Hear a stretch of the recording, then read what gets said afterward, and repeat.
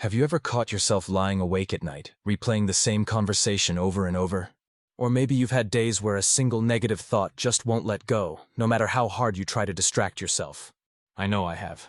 And sometimes it feels like my own mind is working against me. But what if the real problem isn't the world around us, or even the challenges we face? What if the biggest source of our stress and suffering is actually the way we think? That's the bold idea at the heart of Joseph Nguyen's book, Don't Believe Everything You Think. Nguyen doesn't just offer tips for positive thinking or quick fixes for anxiety. Instead, he invites us to take a closer look at our relationship with our own minds and to question the stories we've been telling ourselves for years. After reading this book, I realized just how often I let my thoughts run the show. But Nguyen's approach is different. He shows us that freedom and peace are possible, even when life is messy, if we can learn to step back from our thoughts and see them for what they really are. So in this video, I'm going to share 5 powerful lessons from Don't Believe Everything You Think. These aren't just theories. They're practical tools you can use, starting today, to find more clarity and calm, no matter what's going on in your life. Let's jump in. Lesson 1. Your thoughts are not facts. One of the biggest ideas in Nguyen's book is that our thoughts are not always true. This might sound obvious, but if you really pay attention, you'll notice how often we treat our thoughts like facts.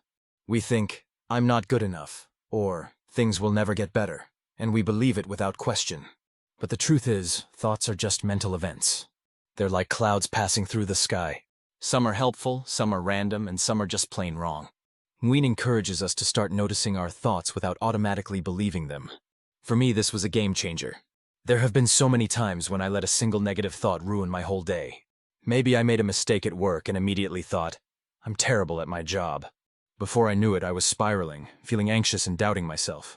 But when I started to remind myself, this is just a thought, not a fact, I felt a huge sense of relief. It's like taking off a heavy backpack you didn't even realize you were wearing. If you catch yourself believing a negative thought, try pausing and asking, is this really true?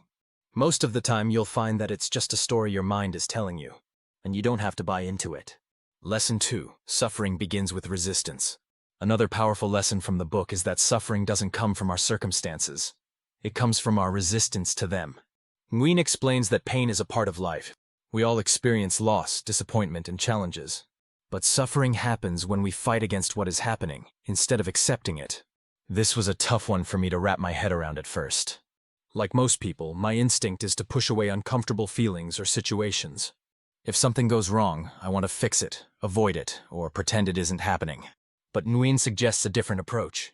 He encourages us to practice acceptance, to allow our thoughts and feelings to come and go, without getting caught up in them. This doesn't mean giving up or being passive. It means letting go of the struggle against reality. For example, if you're feeling anxious, instead of thinking, I shouldn't feel this way, try saying, it's okay to feel anxious right now. Notice the difference? One creates tension and suffering. The other creates space and compassion. When I started practicing acceptance, I found that my difficult emotions didn't last as long. They passed through me instead of getting stuck. It's not always easy, but it's a skill you can build over time. Lesson 3. You are not your thoughts. This lesson might sound similar to the first, but Nguyen takes it even deeper. He argues that we are not our thoughts, we are the awareness behind them. This is a huge shift in perspective. Most of us go through life identifying with every thought that pops into our heads. If we think, I'm a failure, we believe that's who we are.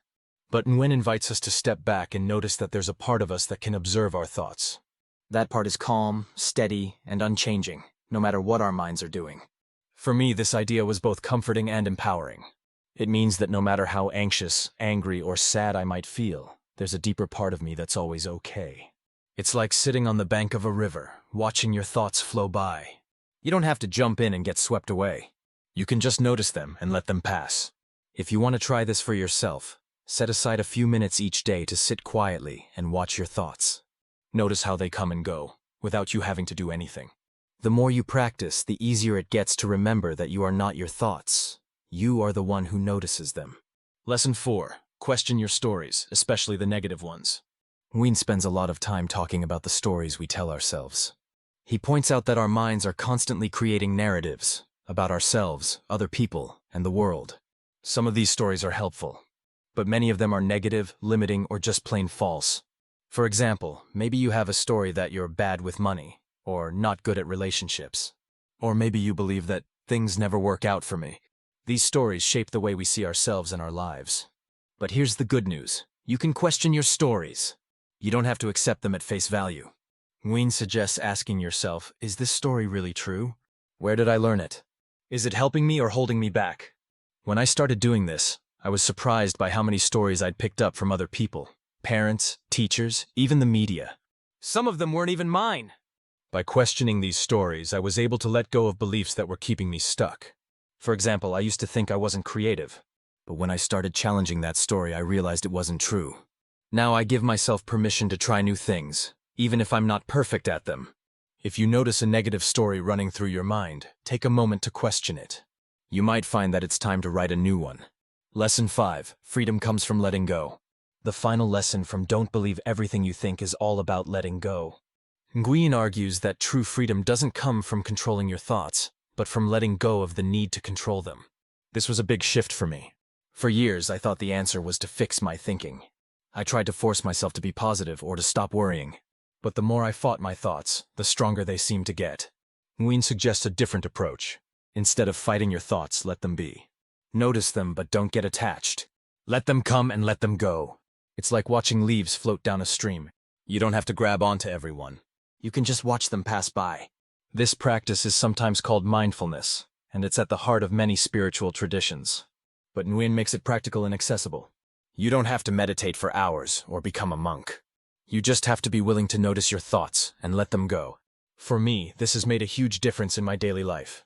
When I catch myself ruminating or worrying, I try to pause and take a deep breath. I remind myself it's just a thought. Then I let it go and bring my attention back to the present moment. The more I practice, the more freedom I feel. I'm not at the mercy of my mind anymore, and that's a powerful feeling. Bonus tips: how to put these lessons into practice.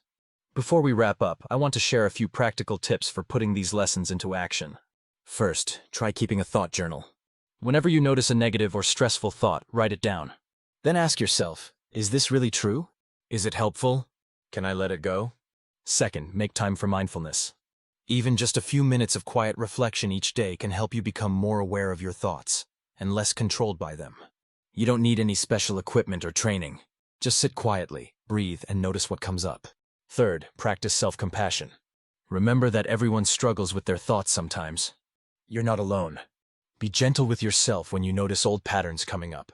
It's all part of the process. Finally, share what you're learning with others. Sometimes just talking about your experiences can help you see things more clearly. You might even inspire someone else to question their own thinking. In Don't Believe Everything You Think, Joseph Nguyen offers a simple but life-changing message. Your thoughts are not always true, and you don't have to believe everything your mind tells you. By learning to notice, question, and let go of unhelpful thoughts, you can find more peace, freedom, and joy in your life. It's not about having a perfect mind. It's about having a different relationship with your mind. If you'd like to check out the book, you'll find a link in the description box of this video. And if you enjoyed this video, please help us out by taking a few seconds to hit the like button and subscribe to our channel.